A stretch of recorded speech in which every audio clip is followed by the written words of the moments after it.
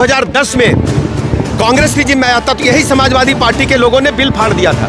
Samajwadi party, Congress जैसे दल गलबहियां डाल करके लगातार महिलाओं की, माताओं बहनों की उपेक्षा करते रहे हैं। समाज को बरगराने के लिए तुष्टीकरण की राजनीति के तहत समाजवादी पार्टी इस मुद्दे को उठा रही है। कांग्रेस की भी मंशा नहीं थी, केवल वो महिलाओं को उलझा करके लालच में रखना चाहते थे।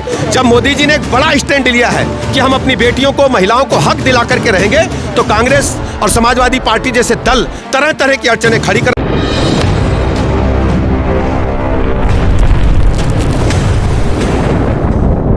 नारी शक्ति बंधन अधिनियम में टाउन हॉल कार्यक्रम में वाराणसी में जिस ढंग से महिलाओं की भागीदारी रही है, हम कह सकते हैं कि जाति, धर्म, संप्रदाय से ऊपर उठ करके महिलाओं ने भागीदारी की है।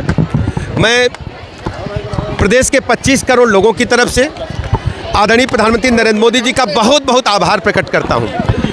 और आज़ादी के बाद से अब तक महिलाओं को जो उनका हक था, जो उनका अधिकार था, नहीं मिल पाया था। आज माननीय मोदी जी उनका हक और अधिकार देने जा रहे हैं। समाजवादी पार्टी, कांग्रेस जैसे दल जो गलबहियां डाल करके लगातार महिलाओं की, माताओं बहनों की उपेक्षा करते रहे हैं, संसद में तरह तरह की गलत बयानबाजी कर रहे हैं। आज वो धर्म के आधार पर आरक्षण की बात करते हैं, जब वो अच्छी तरह जानते हैं भारतीय संविधान में धर्म के आधार पर आरक्षण हो ही नहीं सकता।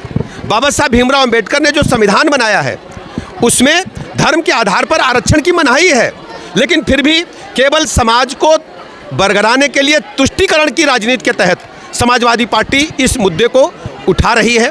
वो महिलाओं को उनका हक देना नहीं चाहते, लेकिन माननीय प्रधानमंत्री नरेंद्र मोदी जी प्रतिबद्धता के साथ संसद में विशेष सत्र बुला करके देश की आधी आबादी को उनका हक देने जा रहे हैं। अब हमारी बेटियां, हमारी बहनें, हमारी माताएं, हमारी महिलाएं देश की सबसे बड़ी पंचायत में और विधानसभाओं में अपना हक, अपना अधिकार, अपना कानून खुद बनाने का काम करेंगी और ये विकसित भारत के संकल्प को पूरा करने के लिए बड़ा निर्णायक कदम बनेगा। मैंने आपसे कहा कि पहले जब 2010 में कांग्रेस की जिम्मे आता तो यही समाजवादी पार्टी के लोगों ने बिल फाड़ दिया था, आप सब अच्छी तरह जानते हैं। और कांग्रेस की भी मंशा नहीं थी, केवल वो महिलाओं को उलझा करके लालच में रखना चाहते थे।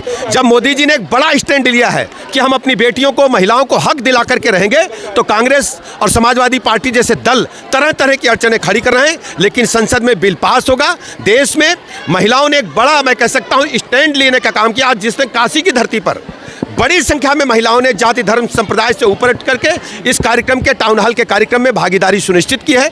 मैं सभी बहनों का, सभी अपनी बेटियों का, सभी महिलाओं का बहुत बहुत अभिनंदन करता हूं और माननीय मोदी जी का आभार प्रकट करता हूं।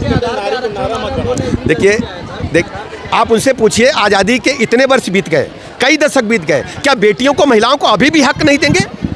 क्यों हक मारना चाहते हैं आप महिलाओं का? महिलाओं का हक देने का काम माननीय मोदी जी कर रहे हैं। देखिए, आप इस प्रकार से इसको किसी भी पॉलिटिक्स में मत देखिए। अगर हम महिलाओं को उनका हक दे रहे हैं तो ये देश की आज़ादी के बाद बहुत बड़ा कदम होगा और विकसित भारत के संकल्प को पूरा करने वाला कदम है ये। बंगाल का चुनाव भी है, तो चुनाव से भी जुड़ा देखिए, पश्चिम बंगाल में और हर राज्य में चुनाव हम समय समय होते रहते हैं। हमारी आज की ये बात नहीं है, ये लगातार माननीय प्रधानमंत्री नरेंद्र मोदी जी ने, मैंने अपने उद्बोधन में कहा है, चाहे बेटियों को शौचालय देना हो, चाहे पक्का मकान देना हो, चाहे गैस का कनेक्शन देना हो, चाहे पानी का कनेक्शन देना हो, चाहे उनको मुद्रा लोन में ऋण देना हो, चाहे बीसी सखी बनाना हो, महिलाओं को उनका हक देने का काम माननीय प्रधानमंत्री नरेंद्र मोदी जी ने इस देश के अंदर करने का काम किया।